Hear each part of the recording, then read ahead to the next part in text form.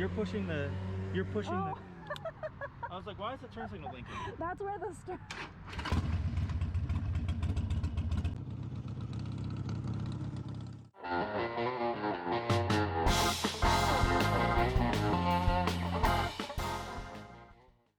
Story time. So I was supposed to pick up a Sportster from Kentucky, and instead I ended up with this one from Dayton. It's not exactly what I wanted, but I'm starting to dig it. After a long day of disappointment, I did end up with this beast. It's a 2006 Harley Davidson Sportster 1200 Low. The two main things that are different that I didn't want is that it's carbureted with forward controls, which I tested while making my intro video. I definitely need mid controls. The other thing you'll notice is that this bike is extremely loud. The previous owner took out the baffles, and honestly, I'm gonna put them back in.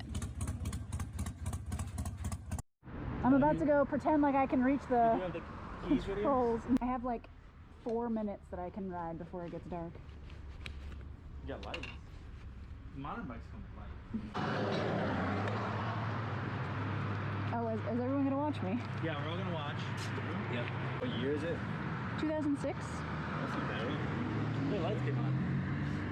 Try to Where's my key hold? over here. Oh. Okay. I've not Girls don't even know how to turn the bikes on. Look, I'm gonna fight you. I thought this was a girl's bike. We are just gonna stand around and watch me? Okay. Yeah, What else would you have us do? Can you reach? Try to reach. Yeah, that's no problem. That's It's kind of unwieldy at first. Okay. Run. I'll stand around the corner. Nothing. Do you have? Maybe it's This part turn on? it all the way? Oh, all the way. It's a different. No, nothing. Hold it down. Oh wait. You're pushing the. Oh. I was like, why is the turn signal blinking? That's where the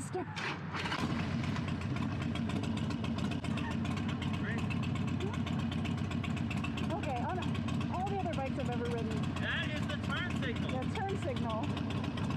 You're gonna honk the horn next time you want to use the left one.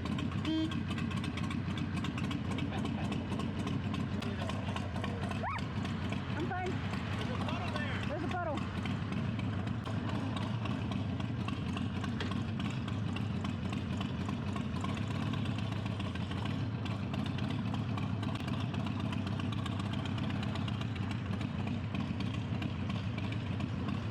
I like that. Keep control of the ground. I don't know which way I'm gonna go. Oh, I think that's it. Remember those forward controls? Yeah, I definitely missed them bringing my feet up the first time.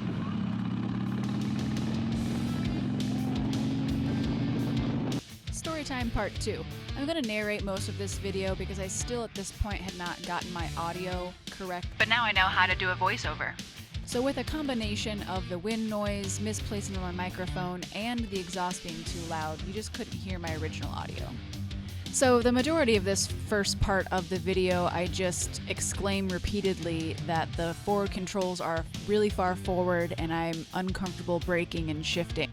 I have coined the phrase that I may not be short, but my legs are. I have a 30-inch or 29-inch inseam. My legs are short.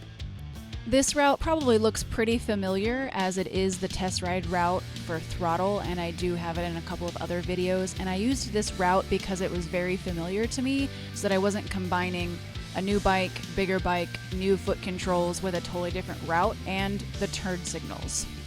And the handlebars were both pretty wonky to me, so getting used to pretty much everything on this bike was distracting.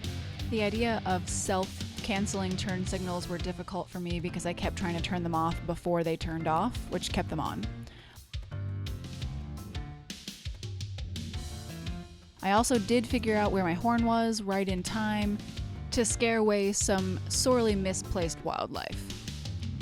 One of the other things that was new to me was not having a tach. I realized on this ride that I rely heavily on the tach to know when to shift, and with the exhaust being so loud and not being able to hear the engine, I struggled a little bit through this ride because there's a lot of slowing and speeding up and turns, where there's a lot of shifting, but I think by the end I think I pretty much got it. Besides the other vintage motorcycles and the Royal Enfield 650s in the shop, I'd really only ridden a 1200 size motorcycle once before on a test ride, almost a year ago before deciding to buy a Sportster as my main bike.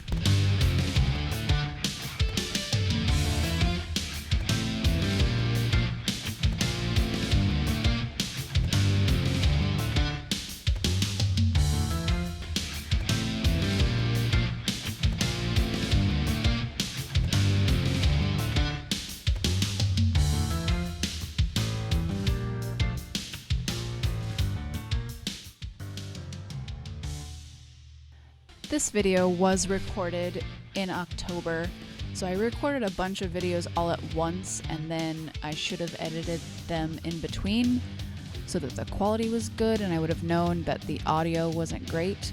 But at least this way I'm showing my progress from insufficient techie nerd to proficient video nerd.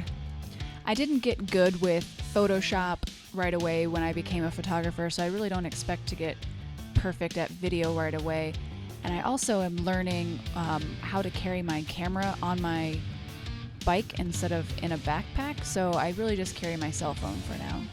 I was warned about Sportsters having difficult kickstands, and this one has been no exception, and I struggled a lot with it and still do. And now back to your regularly scheduled audio. It's a little bit too loud to me.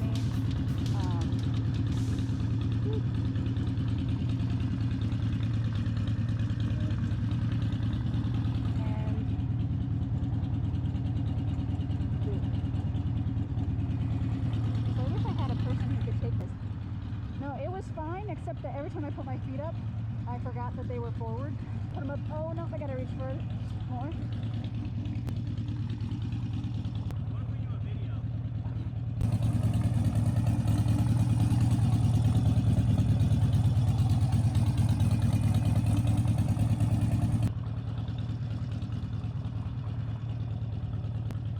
I'm gonna ride away.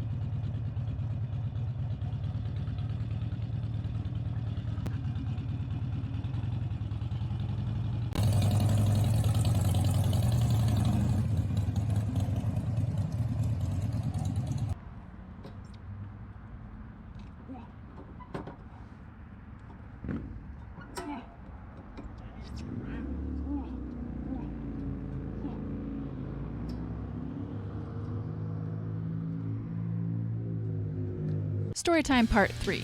I couldn't ride my bike for a while because I was scammed on the first set of mid-controls that I bought. I did eventually get the correct ones, but in the meantime I did some modifications to the bike and some neglected maintenance. I've changed mostly some bolt-on pieces and hope to change the chrome to black.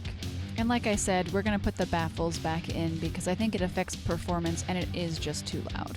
This has been Nicole with Road Warrior Moto. Like and subscribe if you want to follow along and see if I ever get any better at this whole YouTube thing.